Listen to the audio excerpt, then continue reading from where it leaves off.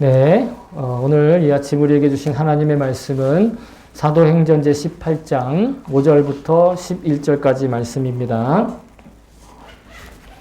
사도행전 제18장 5절부터 11절까지 말씀. 찾으신 분들은 본인의 성경을 들고 자리에서 일어서 주시기 바랍니다.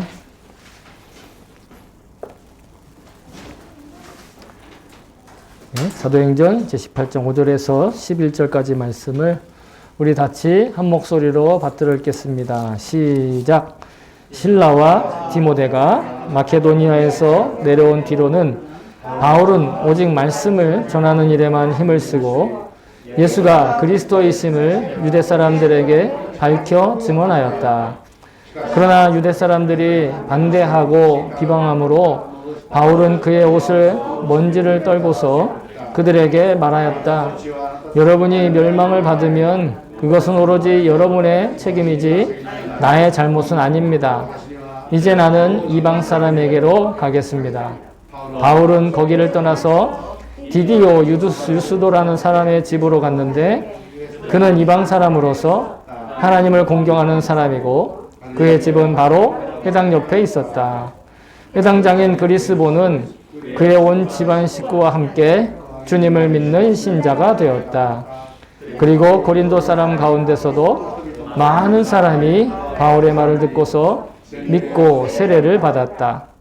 그런데 오늘날 밤에 환상 가운데 주님께서 바울에게 말씀하셨다. 무서워하지 말아라. 잠자코 있지 말고 끊임없이 말하여라. 내가 너와 함께 있으니 아무도 너에게 손을 대어 해하지 못할 것이다. 이 도시에는 나의 백성이 많다. 바울은 그들 가운데서 하나님의 말씀을 가르치면서 1년 6개월 동안 머물렀다. 아멘. 예, 주의 말씀입니다. 모두 자리에 앉아주시기 바랍니다. 자, 설교를 위해서 제가 잠깐 기도하겠습니다.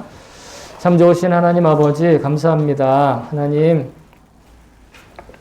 오늘도 우리에게 이 귀한 예배 시간 허락하여 주시고 또 예배 가운데 말씀의 성찬으로 또 말씀의 잔치로 우리를 불러주시고 이 귀한 말씀을 먹여주심을 감사드립니다. 하나님 우리가 더 말씀의 사람이 되게 하시고 이 말씀이 주시는 귀한 하나님의 음성을 들을 수 있는 시간 되게 하여 주시옵소서. 인간의 말로 해석하고 인간의 말로 전합니다. 그렇지만 말하는 자나 듣는 자나 모두가 다 하나님 안에 성령 안에 하나인 것을 믿습니다. 하나님의 말씀으로 전하고 하나님의 음성으로 들을 수 있는 그런 놀라운 시간 될 수 있도록 도와주시옵소서. 감사드리며 예수님의 이름으로 기도합니다. 아멘. 할렐루야. 아멘. 주님을 찬양합니다. 예. 지난 한 주간도 여러분 잘 지내셨죠? 그죠? 하나님이 보호해 주셨기 때문에 다 잘 지낸 겁니다. 남들 눈에는 이렇게도 보이고 저렇게도 보이고 뭐 좋게도 보이고 나쁘게도 보이고 하지만 실은 다 하나님 안에 있는 사람들은 그 모든 것들이 다 형통한 줄로 믿습니다. 그래서 저와 여러분이 어디에 있든 또 언제 무엇을 하든 그곳에 주님께서 우리와 함께 계신 것을 여러분 꼭 기억하시기를 바랍니다.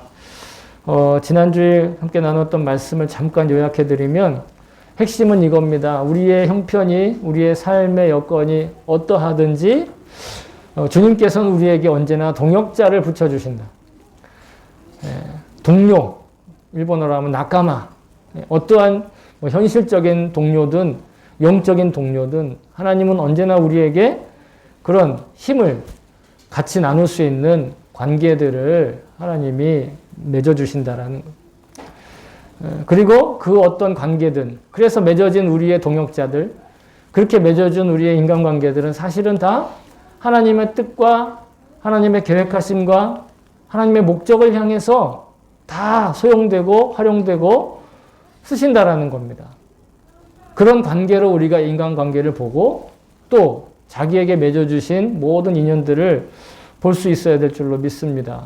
그래서 아무리 정말 고린도와 같은 역사상으로도 봐도 그렇고 실제적으로도 그렇고 비도덕적이고 비윤리적인 그런 가치관이 팽배하고 뿌리 깊은 그런 고린도라 할지라도 하나님께서는 하나님의 일을 하나님의 방법으로 하나님의 모습으로 해 나아가고 계시는 것을 지난주에 함께 나누었습니다. 그래서 바울에게 아굴라 부부, 아굴라와 브리스길라 그 두 부부와 같은 그런 동역자들을 허락해 주시고 또 그들은 같은 생업, 같은 일을 가지고 한 집에 살면서 바울이 복음 전도를 이어갈 수 있도록 해주셨다라는 것입니다. 여러분, 우리들에게도 이런 동역자들, 또 이런 동료들, 관계들 만나게 해주시고 맺어주시고 함께 생명을 위해 그 삶의 기회를 맡겨주신 줄로 믿습니다. 아멘. 여러분 곁에 계시는 그분이 바로 그 동역자인 줄로 믿습니다. 아멘. 자, 이번 주 함께 읽는 가운데 좀 설명이 필요해서 지도를 함께 나누도록 하겠는데요. 이번 주 함께 읽었던 본문의 처음에 사람 이름이 바로 나오면서 마케도니아에서 그들이 내려왔다 이렇게 표현을 하고 있지요. 자, 그래서 지도를 보여드리면 지금 이 고린도라고 하는 곳이 이 지금 쓰여지고 있는 본문의 배경입니다. 그런데 마케도니아는 어디냐? 여기 마케도니아 써 있죠? 이 마케도니아 이렇게 써 있는 이유는 이 지역이 다 마케도니아 지역이라는 거예요. 그러니까 마케도니아는 도시가 아니고 마케도니아라는 지역 이름입니다. 이 지역 안에 우리가 잘 알고 있는 데살로니가도 있고 베레아도 있고, 그래서 실라와 그 다음에 디모데가 마케도니아에서 지금 고린도로 왔다라고 얘기하는 것은 바울이 함께 세 명이서 데살로니라고 갔다가 데살로니가에서 복음 전도를 하다가 베레아로 쫓겨갔죠. 사람들이 막 반대를 하니까. 그래서 베레아에서 전도를 하다가 또 바울만 밤에 이렇게 배를 타고 아테네까지 오게 됩니다. 그리고 아테네에서 잘 아시다시피 아레오바고 광장에서 그들의 철학자들과 함께 그들의 사상을 그걸 동기로 해서 그걸 촉매로 해서 복음을 전하고 연설하는, 그러다가 여기서 고린도로 이전을 해 오는 것이죠. 그래서 고린도에 올 때까지도 바울은 그냥 혼자였습니다. 물론 이 베레아라는 곳에서 아테네로 옮길 때 배를 태워주고 하는 것은 바로 이 베레아에서 복음을 듣고 제자들이 된 사람들이 그렇게 데리고 와 주었지만, 이 아테네에 도착해서부터는 고린도에 있을 때까지 그는 전도팀에서 따로 떨어져서 혼자서 활동을 하고 있었습니다. 그러다가 결국은 이 아테네에 있을 때 이미 이제 사람들을 베레아로 다시 보내면서 디모데와 실라가 필요하다 나에게는, 그렇게 해가지고 요청을 해서 사람들이 베레아로 갔을 때 그때 사람들이 바로 실라와 디모데를 데리고 바울에 있는 곳으로 왔는데, 그때 이제 고린도에 있었을 때 도착을 한 거예요. 시간차가 좀 제가 이렇게 시간을 자세히 말씀을 못 드렸지만 또 그런 관계에 있습니다. 그러니까 원래 바울이 실라와 디모데를 만나고 싶었던 거는 어디에 있을 때였습니까? 아테네에 있을 때였어요. 그런데 아테네에 오래 있지 못하고 고린도로 이전한 그 사이에 사람들이 여기서부터 이쪽으로 갔다가 실라와 디모데를 데리고 요 밑으로 다시 고린도로 데리고 오게 된 것이죠. 뭐 그 전후 사정에 대해서는 제가 이미 17장 1절부터 14절까지 기록된 내용으로 같이 주일 예배 때 함께 나누었던 내용입니다. 그래서 드디어 바울과 실라 그리고 디모데가 이 고린도에서 다시 재회하게 되는 것이죠.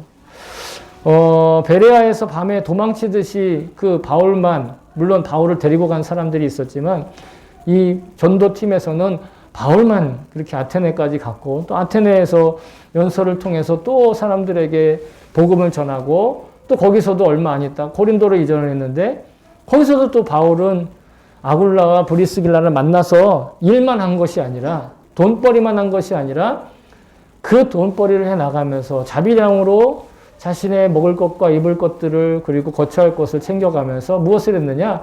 전도했다라는 것입니다. 여러분, 바울의 삶은 오로지 무엇을 하든지 간에, 어떠한 상황에 있든지 간에, 때가 좋을 때든지 때가 나쁠 때든지 전도하는 일에 자신의 삶에 초점을 맞추고 살았다라는 거예요.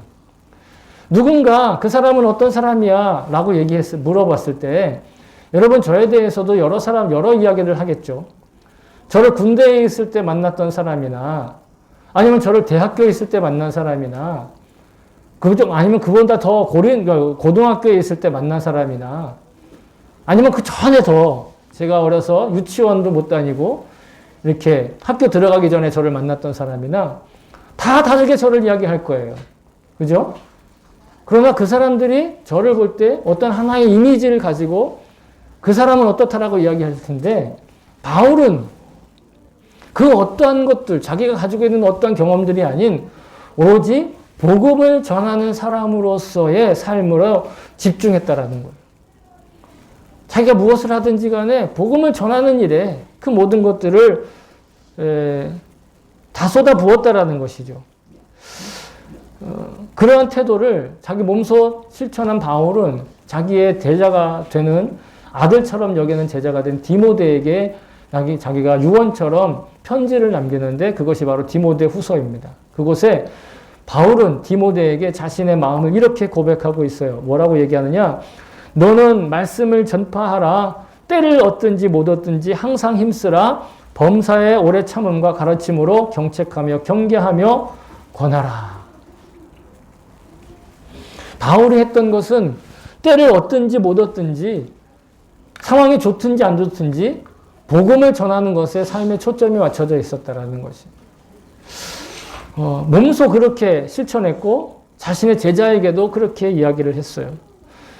여러분 우리에게도 마찬가지로 이 복음을 전할 때 혹은 주님의 자녀로 살 때의 태도가 바로 이 바울이 가지고 있던 태도를 배워야 할 줄로 믿습니다. 그렇다고 해서 우리가 생업을 다 때려치고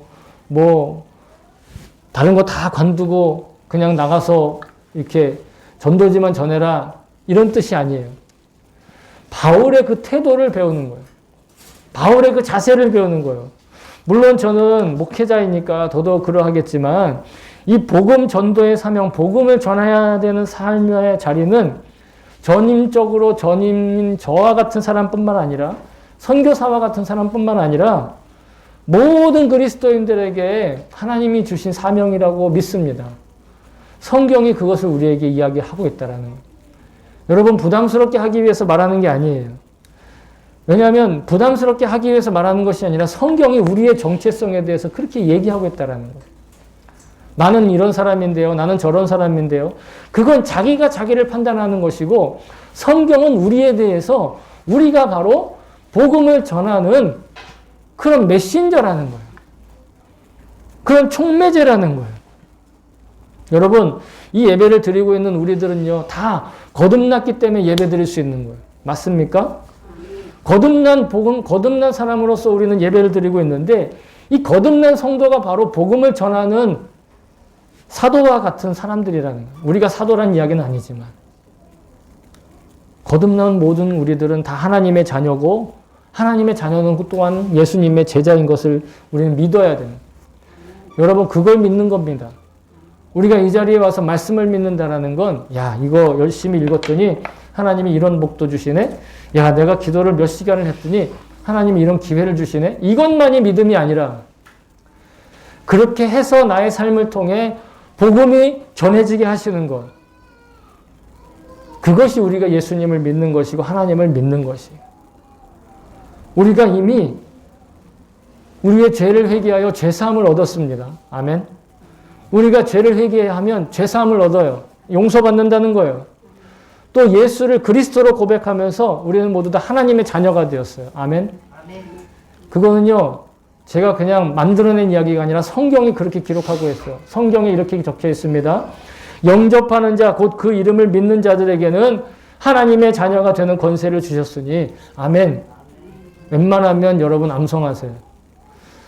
그냥 글자 하나하나 암송 못하더라도 이 분위기 자체만 암송하세요. 영접하는 자는 뭐다? 하나님의 자녀가 된다. 그리고 그것은 뭐다? 권세라는 거예요. 권세. 권세는 바로 권리라는 겁니다. 내가 하나님의 자녀로서 말할 수 있는 권리는 하나님 예수 그리스도의 이름을 믿고 내 마음에 받아들였으면 하나님의 자녀라는 거예요. 내가 하나님의 자녀는 곧바로 동시에 예수님의 제자라는 겁니다. 그래서 예수님의 제자로 사는 건 예수님을 믿는다라는 건 복음을 전할 수 있는 사람으로 산다라는 거예요. 복음을 전해야만 하는 삶이 아니라 복음을 전할 수 있는 삶을 산다라는 거예요. 제가 이렇게 말씀드리는 이유는 복음이란 여러분 어떤 종교를 포교하기 위한 내용이 아니에요. 그래서 나는 잘 몰라서 복음을 전하지 못해요. 그런 건 없어요. 복음이란 여러분 잘 들으세요. 중요한 이야기입니다. 복음이란 예수 그리스도를 뜻하는데 예수 그리스도를 전한다라는 건 선물을 주는 거예요. 내가 누군가에게 어떤 선물을 주느냐? 이 세상이 다 멸망해도 절대로 그 영혼이 멸망하지 않는 그 권한을 예수 그리스도라고 하는 그 이름으로 그 심판을 면할 수 있는 권한을 선물로 주는 거라고요. 예수 그리스도의 이름만 가지고 있으면 그 이름을 알고 있으면 그분이 나의 이름을 알고 계신다라는 거예요. 어떤 개그맨이 원고에 없습니다. 천천히 말할게요. 어떤 개그맨이 여러분도 이름만 말하면 다 아는 그런 개그맨인데 어느 날 은혜를 받았어요. 근데 그 전까지는 하나님께 기도할 줄도 몰랐던 거예요. 근데 어느 날 집회에 가서 은혜를 받았거든요. 그래서 주님께 기도를 하는데 주님께 기도할 때 이렇게 기도했다는 거예요. 자기 주민등록번호를 말하면서 어느 동네에 사는 누구라고. 왜요? 혹시라도 자기 모를까 봐. 왜냐하면 동명이인이 많으니까. 하나님께 자기에 대해서 이야기를 하고 싶고 자기를 어필하고 싶은데 자기가 누군지 하나님이 알까? 그게 의심스러우니까 자기 주민등록번호를 말하고 어느 동네에 사는 누굽니다 그러고 기도를 했다는 거예요. 참 순수하죠? 지금은 그렇게 기도 안 한답니다만 여러분 걱정하실 필요 없어요. 그런 걱정. 동명이인이 아니라 동명천인, 동명만인이 되더라도 하나님은 우리 한 사람 한 사람 내가 아버지라고 부르면 그 인생 자체를 알고 계시는 거예요. 내가 예수의 이름을 알면 내가 예수의 이름을 사람들한테 당당하게 말할 수 있으면 예수님도 나의 이름을 하나님의 천사들 앞에 말할 수 있다라고 지난주에 말씀드렸잖아요. 지난주에 말씀에 나왔잖아요. 그 말씀이 그 말씀인 거예요. 그러니까 복음을 전한다는 건 여러분 어마어마한 선물을 주는 거예요. 여러분은 그 선물을 받아들여서 이곳에 앉아서 예배 드리는 거고 그 권리를 지금 누리고 행사하고 있는 거예요. 그러니까 복음 전한다는 게 난 부끄러워서 그런 말 못해요. 난 그런 체질이 아니야. 그런 게 아니라니까 그냥 선물을 주는 거예요. 복음 전하는 건 선물 주는 겁니다. 저도 처음에 핫지오지에 와서 전도를 하는데 그때 당시입니다. 지금은 안 그렇습니다만 너무 부끄러운 거예요. 부끄러운 정도가 아니라 너무 창피한 거예요. 사람들이 다 나만 쳐다보는 것 같고. 이걸 하나 던지지를 못하는 거예요. 어느 날 갑자기 마음에 감동이 왔어요. 복음을 선물하는 거야. 너 니네 교회 홍보하는 거 아니야. 너의 종교를 지금 포교하는 게 아니야. 너는 이 세상 멸망해도 절대로 멸망하지 않는 그 이름. 그 구원자의 예수 그리스도의 그 이름. 그 이름을 지금 사람들한테 선물하는 거야. 이런 마음이, 이런 감동이 팍 오는 순간 그때부터는 물론 그렇다고 해서 제가 완전히 하루 24시간 계속 나가서 전하기만 했다는 건 아니지만 전할 때 태도가 달라지더라는 거예요. 선물을 줄 때 상대가 안 받을 수도 있죠. 그렇잖아요. 물론 선물 줬는데 그 선물을 무시하면 기분은 좀 나쁠 수 있으나 그러나 부끄럽거나 창피한 일은 아닌 거예요. 내가 이 세상 그 누구도 줄 수 없는 선물을 주는 사람이니까. 여러분, 하나님의 자녀가 된다라는 건 그런 선물을 줄 수 있도록 지금 저와 여러분 마음 가운데 예수 그리스도라고 하는 예수님은 우리의 구세주라고 하는 그 선물이 지금 우리 안에 차 있는 거예요. 내가 그 이름을 받아들였으니까. 그냥 그 이름을 전하기만 오면 되는 겁니다. 우리 중 누구라도 다 그 하나님의 선물을 받고 구원받고 죄사함을 얻어서 지금 거듭난 삶을 살게 되는 줄로 믿습니다. 그러니까 여러분, 바울이나 전도자들이나 사역자들이나 혹 사제와 같은 그런 사람들, 특별한 사람들만 복음을 전하고 이 말씀을 기억하고 그런 것이 아니라 우리 모두가, 구원받았다고 하는 우리 모두가 다 이 바울의 태도와 자세를 배울 수 있어야만, 여러분 이건 정말 믿으시기를 바랍니다. 뭐 그렇다고 해서 우리가 바울처럼 어디 가서 매를 맞고 아니면 뭐 해외를 떠돌아다니고 그런 일은요, 하나님 잘 허락하지 않으실 거예요. 걱정하지 마세요. 이거 걱정하지 말라고 해야 되는 건가? 우리에게 정말 필요한 건 뭐냐면 어떤 행동을 했느냐가 아니라 우리에게 절실히 요청되는 거는요, 어떻게 보면 그냥 어떤 위험도 각오하겠다고 하는 이 자신의 강력한 종교적 신념이 아닙니다. 그런 신념이 아니라 오직 어떠한 상황 속에서도 나는 주 예수님의 말씀만 붙들려 살 거야 라고 고백하는 거예요. 그리고 하나님께서 채우시는 은혜를 갈망하는 거예요. 내가 이것도 해야 되고 저것도 해야 되고 거기에 마음을 쏟는 것이 아니라 오직 주님만 바라보며 그 은혜를 갈망하는 거예요. 그게 우리에게 필요한 유일한 갈급함, 열망, 하나님의 은혜를 열망하는 거예요. 그러면 여러분, 나머지 문제는 하나님이 사람을 보내시든 아니면 뭐 환경을 바꾸시든 어떠한 방법을 써서라도 그 문제를 해결해 주시는 거예요. 우리가 문제에 매여 있지 않고 은혜를 갈망하고 있으면 그걸 체험하는 것이 믿음을 체험하는 거예요. 하나님이 해주신다라고 비로소 고백할 수 있는 거예요. 여러분, 바울이 계속해서 매맞는 위협, 사람들에게부터 공격받고 사람들에게 미움받고 손가락질 당하고 욕하는 그런 위험 가운데 있지만 언제나 생기 있고 언제나 활기차게 이런 전도 여행을 전진할 수 있었던 유일한 이유는 바로 그 말씀과 그 약속에 붙들려 있었기 때문에. 여러분, 우리가 바울과 똑같이 나가서 지금 전도하는 삶을 살아야만 구원받는다, 이 뜻이 아닙니다. 이미 우리는 다 구원받았기 때문에 내 삶 자체가 하나님의 그 복음을 선물하는 하나님의 자녀가 되었다라는 것. 여러분, 그걸 믿고 의지하고 일상생활을 살아가는 것. 이것이 믿음이고 그것이 우리에게 능력이 되고 심지어는 그것이 나중에 자기의 실력이 될 수 있다는 것. 그 은혜 가운데 살아가는 것. 이 약속을 저 여러분이 분명하게 믿을 수 있기를 주의 이름으로 축복합니다. 자, 오늘 본문에 실라와 디모데가 고린도에 도착하자 바울은 비로소라는 표현은 있지만 뉘앙스상, 그죠? 느낌상 바울은 비로소 오직 말씀을 전하는 일에만 힘을 썼다, 이렇게 표현하고 있죠. 말씀 전하는 일에만 힘을 썼다고 우리 성경은 세번역 성경이라서 이렇게 표현을 하고 있는데, 실제로 이 힘을 쓰다, 예?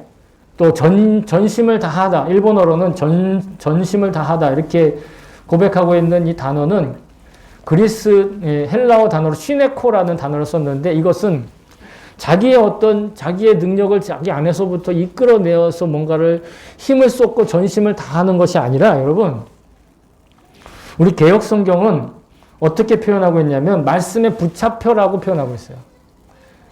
개역 성경 번역은. 근데 세 번역은 전심을 다했다. 이게 합해서 이야기를 의역을 해보면, 그러니까 이 시네코라는 단어가 두 가지 의미가 다 쓰여지고 있는 거예요. 그래서 제가 사전을 찾아보니 붙들렸다는 표현도 되고 지키고 있다는 표현도 되는 거예요. 그러니까 붙잡혔다는 표현, 전적으로 힘을 썼다는 표현, 다시 말하면 어떤 외부적인 힘이 바울을 붙들어서 전적으로 몰입하게 했다라는 겁니다. 그러니까 자기가 힘을 내어서 전심을 다했다가 아니라 위로부터 오는 어떠한 큰 능력이 그를 붙잡아서 그가 그것에 전심하도록 해주었다라는 거예요. 안심하면서 그 일만 해 나아갔다라는 것이죠. 그러니까 자기가 그런 힘을 스스로 짜냈다라는 것이 아니라 하나님의 말씀이 바울로 하여금 복음을 전하는 일에 전념하도록 그 말씀이 바울을 붙들어 주셨다라는 거예요. 여러분, 인생에 여러 가지 문제들이 많이 생기죠.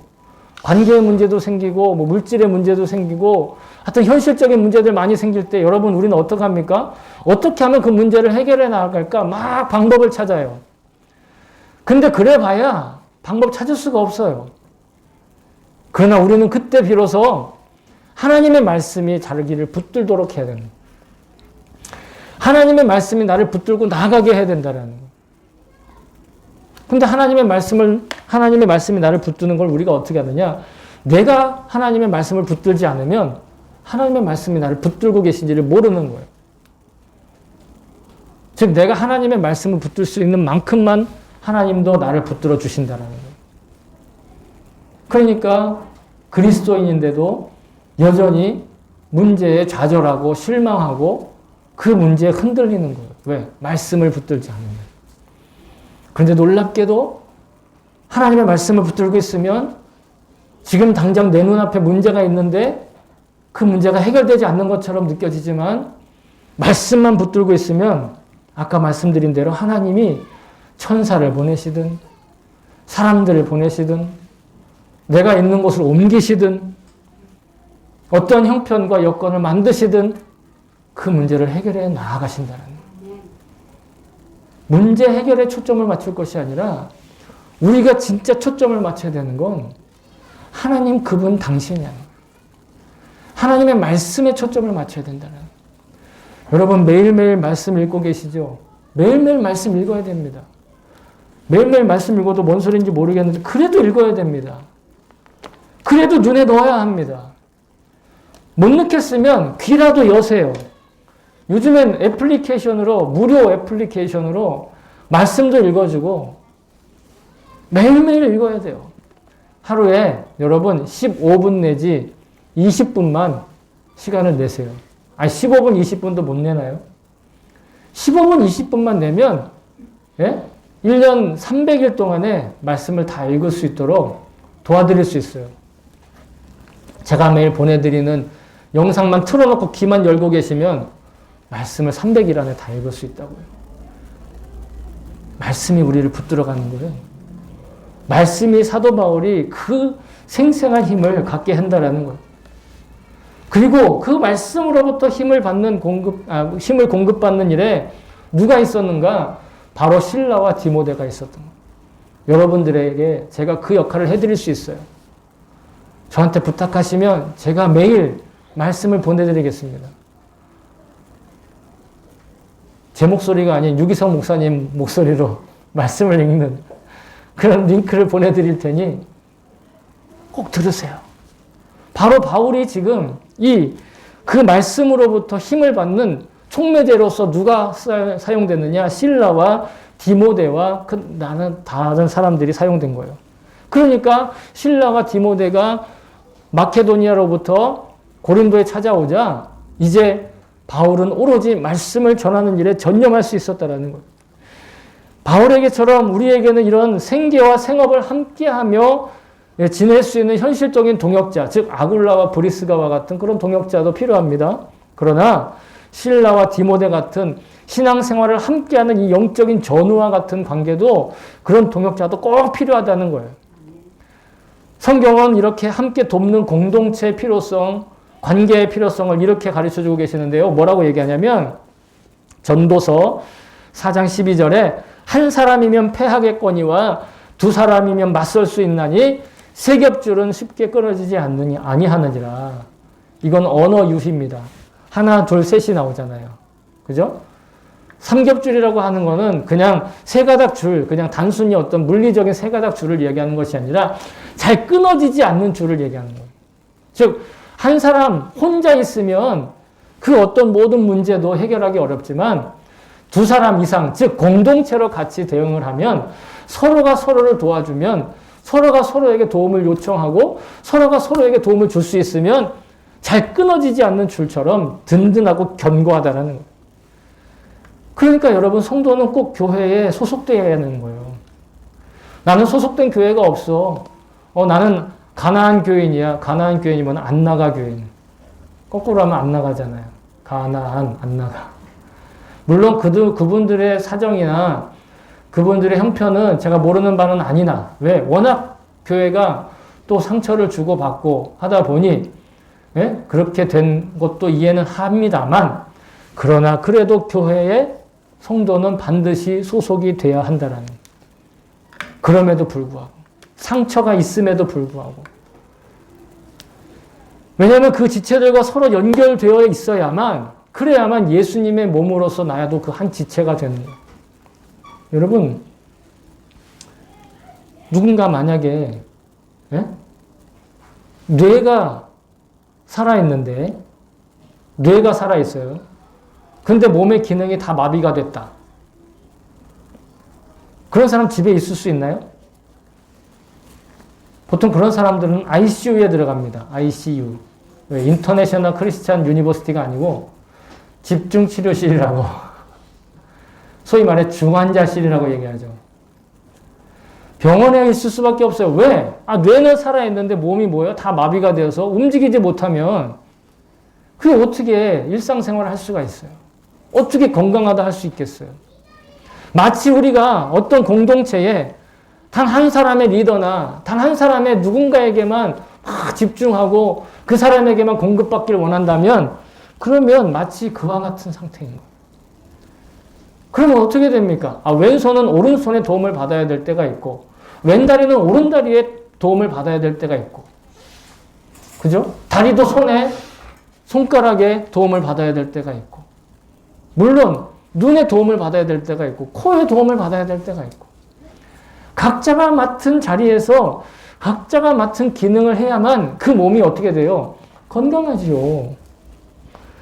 여러분 앞에 뭔가 누런 것이 이렇게 또 있는데 그게 사람 인체에서 나온 배설물인지 아니면 잘 익은 된장인지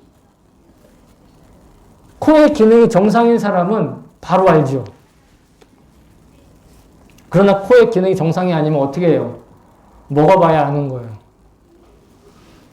코의 기능을 제대로 하고 있을 때 그 단순한 것도 분별할 수 있는 것처럼 교회는 어떤 한 사람이 주인이 되거나 한 사람이 주도를 하거나 그렇게 해서 이루어지는 것이 아니라 서로가 각자의 역할을 잘 할 수 있을 때 삼겹줄은 끊어지지 않는다는 이 영적인 혼란 가운데서 넘어지지 않고 실패하지 않고 좌절하지 않고 앞으로 나아갈 수 있다는 거예요. 여러분 물론 지금은 이 코로나 때문에 교회 현장에서 예배 드리는 것도 조심스럽고 또 우리가 소그룹으로 이렇게 모여가지고 뭔가를 하는 것도 여의치 않은 것이 사실이긴 합니다. 하지만 우리가 그냥 두 손 놓고 가만히 있을 수는 없다라는 생각이 들었습니다. 어떻게든 이 난국 가운데서도 이 난국을 이겨나가기 위해선 우리가 말씀으로 연결되고 서로가 서로의 어떤 존재로서 연결되고 또 서로 도움을 주기도 하고 받기도 하는 그런 방법을 찾아내야 하겠다는 생각이 들었습니다.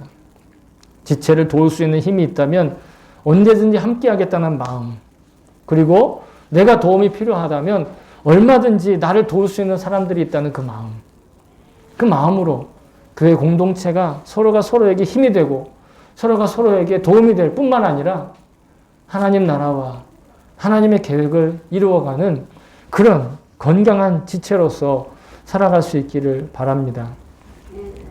바울이 이 말씀에 붙들려서 복음을 전하는 일에 이 전념하며 유대인들에게도 예수님께서 그리스도이심을 전했습니다. 그런데 그때 어떤 사람들은 듣고 어떤 사람들은 또 여전히 그를 무시하고 또 그 말을 믿지 않았습니다. 우리도 마찬가지 내가 복음을 전할 때 어떤 사람들은 듣고 또 어떤 사람들은 그렇지 않는 사람들이 있어요. 여러분 그러나 그럼에도 우리가 전해야 합니다. 왜요? 복음은 뭐다? 선물이니까. 근데 오늘 바울은 자신의 말을 듣지 않는 사람들에게 좀 과격하게 말을 하고 있는데 자신의 말을 듣지 않다가 멸망당하면 내 책임 아니라 당신들 책임이다. 이렇게 얘기를 하죠. 굉장히 무책임한 말처럼 들리지 못하는데 구약 성경에는 이 에스겔 33장 5절에 이렇게 기록되어 있거든요. 바울이 오늘 개역 성경에는 그대로 인용이 되었지만 우리가 가진 세번역 성경은 나에게 책임이 없다 이렇게 얘기하지만 에스겔서 33장 5절에 그가 경고를 받았던들 자기 생명을 보존할 것이나 나팔 소리를 듣고도 경고를 받지 아니하였으니 그 피가 자기에게로 돌아가리라. 그 피가 자기에게로 돌아간다. 그러면서 그 너희들의 피가 너희들의 머리에게로 돌아간다. 이렇게 얘기를 하고 있는 거예요. 즉 경고를 받고 나팔 소리를 듣고도 돌이키지 않으면 결국 그 피가 그 인체를 뒤덮는다라는 거예요. 좀 멸망하게 된다라는 거예요. 여러분 우리가 복음을 전할 때 복음을 전하고 나서 그리고 나서 실망하고 낙심할 필요가 없는 것은 복음을 받은 그 사람이 그것을 거부하면 그 멸망은 자기 것이 되는 거예요. 그러나 그 복음을 듣고 함께 지체가 되면 그러면 하나님 나라가 더 확장되는 거니까 좋은 거죠. 어떻게든 우리는 복음을 전한 것에 대한 결과에 대한 책임에 대해서는 자유로울 수 있다라는 거예요. 그러니까 그 자유로운 가운데 복음을 전하는 거예요. 아, 내가 복음을 전했는데 날 무시하면 어떡하지? 날 이상한 사람으로 보면 어떡하지? 아, 저 사람 그래봐야 우리 교회 안 올 텐데. 아, 저 사람 그래봐야 이거 안 믿을 텐데. 그리고 포기하는 게 아니라는 거예요. 그냥 전하는 거예요. 선물을 그냥 주는 거예요. 선물을 주고 받는 사람에게는 받고 받지 않으면 그냥 그 사람 책임인 거예요. 전도에 대한 부담을 가질 필요는 없다라는 거죠. 하나님께서 그에게 천사를 보내시든 상황을 바꾸시든 하나님께서 일하실 것을 믿습니다. 자, 이렇게 바울이 그저 어떠한 자기가 일한 것에 대한 결과를 예상하지 않고 그저 하나님께서 주신 마음에 따라 복음을 전했더니 고린도에 많은 사람들이 회심하고 세례를 받았다. 그렇게 하고 성도의 모임인 교회가 세워지게 됩니다. 그 중에 디디오 유스도라는 사람도 있고 회당장 그리스보라는 사람도 있었다. 이렇게 기록을 하고 있지요. 바울이 전도하는데 물심양면으로 함께했던 사람들이고 초대교회에 매우 중요한 인물이었던 것 같아요. 근데 여러분 초대교회 중요한 인물뿐만 아니라 그 당시에 세속적으로도 얼마나 고위층이나 얼마나 유명한 사람들이 많았겠어요. 그죠? 그런데 그 사람들의 이름은 지금도 기억되고 있는 사람이 아무도 없어요. 그 당시에 무슨 일이 있었는지. 역사학자들이나 조금 알지 모르겠어요. 그러나 이 디디오 유스도라는 사람과 그리스보라는 사람은 모두가 다 이 성경에 기록되어 있기 때문에 알게 되었다라는 것이죠. 우리가 살다 보면 뭔가 대단한 업적을 남기거나 뭔가 사람들한테 내 실력을 보여줘야 할 것 같은 그런 불안한 가운데 살 때가 있습니다. 그러나 그렇게 살아갈 필요가 없어요. 그래 봐야 그 모든 쌓은 일들은 이 세상 멸망과 함께 사라지게 되기 때문이죠. 그러나 우리의 이름은 영원토록 하나님께서 기억하시는 줄로 믿습니다. 마지막으로 이제 바울은 어느 날 밤 환상 가운데 하나님께서 말씀하시는 걸 들었는데 여러분 성경에 나오는 환상이라는 걸 오해하시면 안 되는 것이 이런 어떤 환청이나 환각 상태에서 보고 듣는 걸 말하는 게 아니에요. 온전한 뚜렷한 제정신, 맑은 정신 가운데 기도와 찬양을 하다 보면요, 여러분, 갑자기 내 마음 가운데 확 들어오는 생각들이 있어요. 기도하는데 갑자기 확 들어오는 생각. 찬양 가운데 갑자기 내 마음 가운데 막 부글부글 끓어오는 그런 생각들. 그것이 그리고 눈을 감으면 막 내 눈앞에서 막 펼쳐지는 거예요. 그게 지금 바울이 보는 환상이라는 거예요. 어떤 환각이나 환시나 환청, 뇌가 막 고장나가지고 나타나는 그게 아니라는 거죠. 그러니까 사도 바울은 늘 기도하면서 찬양하면서 눈 감으면 하나님께서 주시는 그런 환상이 있었다라는 거죠. 그러면서 그 가운데 우리가 주목해야 될 건 바로 오늘 말씀의 제목인 이곳에 나의 백성이 많다. 이 도시에 나의 백성이 많다. 하면서 염려하지 말라 하시는데 왜 그렇게 말씀하시냐면 하나님께서 함께 계신다라는 거예요. 하나님께서 지금 바울과 함께 계신다라는 거예요. 여러분 지난주에도 말씀드렸다시피 고린도는 타락한 도시였고 또 윤리가 무너진 도시였고 비도덕적인 일들이 상식처럼 횡행하던 곳이었어요. 윤리와 도덕이 무너져 도저히 소망이라고는 보이지 않는 마치 악마와 사탄만이 지배하는 그런 도시처럼 보였습니다. 너무도 이기적이고 탐욕스러운 사람들만 존재하는 것 같았습니다. 여러분 하지만 하나님께서는 그 타락과 탐욕의 도시인 고린도에 하나님의 사람들, 하나님의 백성이 많다고 이야기하셨습니다. 여러분, 우리가 살고 있는 이 시대는 어떻습니까? 우리가 사는 이 나라와 이 도시는 어떻습니까? 겉으로는 타락과 탐욕과 우상숭배와 욕정이 가득한 그런 도시처럼 보일지 모릅니다. 마치 끝나지 않는 코로나 바이러스 때문에 이 세상이 곧 망할 것처럼 보일지 모르겠습니다.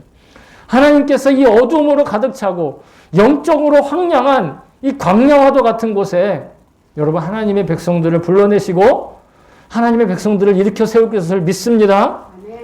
바로 우리가 그 하나님께서 하실 일에 동역자가 되고 우리가 빛의 자녀로서 살게 될 것을 믿습니다.